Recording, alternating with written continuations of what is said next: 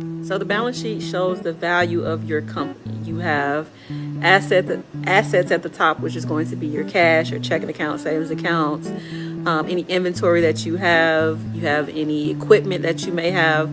Underneath that is going to be your liabilities. This is what you owe folks. And then underneath that is owner activity.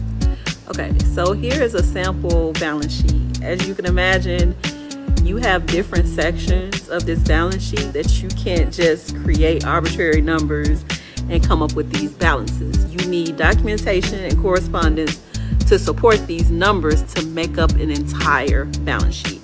So how do we get here? So essentially I had someone random off of social media who, it's the height of tax season and the deadline is in a couple weeks.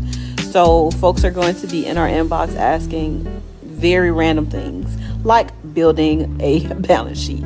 And immediately I was like, low key, like, are you trying to? So all of these sections come from a particular area of your business.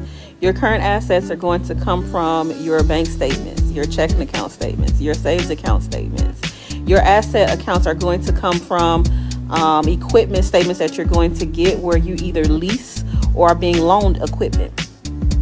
Now, for those of you who have loans and lines of credit, maybe you have SBA loans, EIDL loans, credit cards, lines of credit with your bank or credit union, you're going to see these under liability. So you should be pulling those statements on a monthly basis and truing up the principal balance and the interest.